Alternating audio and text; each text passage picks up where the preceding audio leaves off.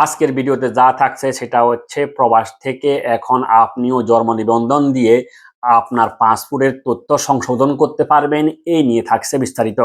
আশা করি বন্ধুগণ পুরো ভিডিওটি আপনারা স্কিপ না করেই দেখবেন, তাহলে পুরো বিষয়টা কি আপনারা জানতে পারবেন এবং বুঝতে পারবেন।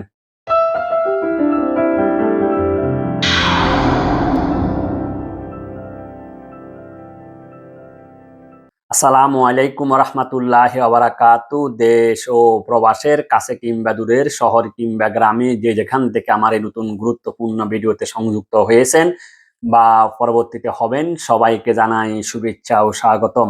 বরাবরের মতন আমি ফাইসাল, ইতালির ভিসেন্সা থেকে। আশা করি আপনারা যে যেখানে আছেন শান্তিতে এবং নিরাপদে। আপনাদের সকলের সুস্বাস্থ্য ও দীর্ঘ জীবন কামনা করে আমি আমার আজকের এই নতুন গুরুত্বপূর্ণ ভিডিওটি শুরু করতে যাচ্ছি। আশা করি বন্ধুগণ পুরো ভিডিও জুড়ে আপনারা আমার সঙ্গে থাকবেন ইনশাআল্লাহ। আজকের ভিডিওতে যা থাকছে সেটা হচ্ছে প্রবাস থেকে এখন আপনিও জন্ম নিবন্ধন দিয়ে আপনার পাসপোর্টের তথ্য সংশোধন করতে পারবেন, এই নিয়ে থাকছে বিস্তারিত। আশা করি বন্ধুগণ পুরো ভিডিওটি আপনারা স্কিপ না করেই দেখবেন, তাহলে পুরো বিষয়টা কি আপনারা জানতে পারবেন এবং বুঝতে পারবেন। মূল ভিডিও যাওয়ার পূর্বে যে সকল বন্ধুগণ আমার ভিডিওটি নতুন দেখতেছেন, আশা করি লাইক এবং শেয়ার দিয়ে কন্টিনিউ করবেন। আর যদি পেজে নতুন এসে থাকেন, আশা করি আপনারা আমার পেজকে ফলো করতে ভুলবেন না, কেননা বন্ধুগণ আমি এই জায়গায় Bangladesh BFS global, Italian sponsor এবং আরো অন্যান্য তথ্য সম্বলিত ভিডিও দিয়ে থাকি। তো বন্ধুগণ কথা না বাড়িয়ে চলুন শুরু করা যাক আজকের এই গুরুত্বপূর্ণ ভিডিওটি। আর সেটি হচ্ছে বন্ধুগণ, গত কিছুদিন পূর্বে আমাদের ইতালির বাংলাদেশ কনসুলেট জেনারেল মিলান ওনাদের ভেরিফাই ফেসবুক পেজে একটি নোটিশ দিয়েছেন বা বিজ্ঞপ্তি দিয়েছেন। সেখানে ওনারা কি লিখেছেন বা কি বলেছেন আমি এখন পুরো বিষয়টা আপনাদের সামনে নিয়ে আসতে চেষ্টা করতেছি বা করব। তাহলে বন্ধুগণ আপনারা যারা এদেশে আছেন, তাহলে আপনারা পুরো বিষয়টা বুঝতে পারবেন বা জানতে পারবেন কিভাবে আপনারা আপনাদের জন্ম নিবন্ধন দিয়ে আপনাদের পাসপোর্টের ভুলগুলা আপনারা সংশোধন করতে পারবেন বন্ধুগণ। আর সেটি হচ্ছে আপনাদের যাদের এনআইডি কার্ড নেই এবং আপনাদের যাদের পাসপোর্টের তথ্যের অমিল রয়েছে, তারা চাইলে ইতালিয়ান সৌজন্য বা রেসিডেন্ট কার্ড থাকা সাপেক্ষে জন্ম নিবন্ধন সনদ দিয়েই আগের পাসপোর্টের তথ্য অর্থাৎ নাম, পিতার নাম, মাতার নাম ও বয়স সর্বোচ্চ 5 বছর পর্যন্ত এই পাসপোর্টে সংশোধনের জন্য আবেদন করতে পারবেন বন্ধুগণ। মূলত ওনারা এই বিষয়টি এই লেখাগুলো লিখেছেন ওনাদের যে সেই নোটিশে, ওনাদের যে ভেরিফাই ফেসবুক পেজ রয়েছেন সেখানে ওনারা এই বিষয়গুলো উল্লেখ করেছেন। আর আমি হুবাহু আপনাদের সামনে ওই বিষয়টা নিয়ে এসেছি আপনাদের বোঝার জন্য বন্ধুগণ।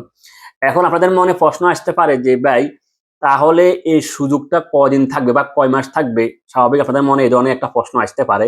হ্যাঁ বন্ধুগণ, এই সুযোগটা থাকবে আগামী বছর 30শে এপ্রিল 2025 পর্যন্ত। এখন আমি বলবো আপনারা যারা বাংলাদেশ থেকে লিবিয়া যারা এখানে এসেছেন, আপনাদের যাদের পাসপোর্টের তথ্যের অমিল রয়েছে, আপনারা এই সুযোগটা গ্রহণ করতে পারেন এবং এই সুযোগের মাধ্যমে আপনারা আপনাদের তথ্যে যে অমিলগুলো রয়েছে আপনারা সেগুলা সংশোধন করতে পারবেন বলে আমি মনে করি। এখানে আরেকটি কথা উল্লেখ না করলে নয়, সেটা হচ্ছে আপনারা যারা এই দেশে নেয় অর্থাৎ ইতালিতে নেয়, আপনারা অন্যান্য দেশে আছেন, সেক্ষেত্রে আপনারা মন খারাপ করার কোনো কারণ নাই। আপনারাও চাইলে ইচ্ছে করলে আপনারা আপনাদের পাসপোর্ট সংশোধন করতে পারবেন। এক্ষেত্রে আমি বলবো আপনারা যে যে দেশে আছেন না কেন, আপনারা সেই দেশের ভ্যালিড ডকুমেন্ট এবং তার সাথে জন্ম নিবন্ধন দিয়েই আপনারা আপনাদের তথ্যের অমিলগুলা সংশোধন করতে পারবেন বা ঠিক করতে পারবেন। তো এই জন্য আমি এখানে আপনাদেরকে পরামর্শ দিব, সেটা হচ্ছে আপনারা যে যে দেশে আছেন সেই দেশের কনসুলেট জেনারেলে গিয়ে অথবা সে দেশের এম্বাসিতে গিয়ে আপনারা যোগাযোগ করুন।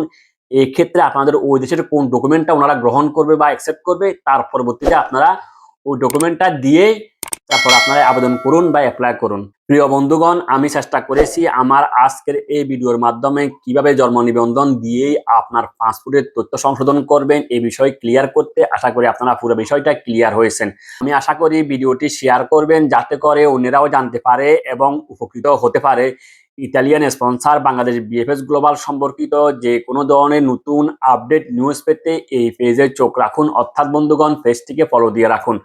ভিডিও শেষ পর্যায়ে এসে একটি কথাই বলবো, সেটা হচ্ছে সেবার মাধ্যমে এগিয়ে যাওয়াই প্রকৃত কল্যাণ। আপনি ভালো থাকুন এবং আপনার কাছে লোকদেরকে ভালো রাখার চেষ্টা করুন। থাকুন আনন্দ লোকে, থাকুন মঙ্গল আলোকে। আপনাদের প্রত্যেকের জীবন যেন হয় শান্তি এবং আনন্দময়।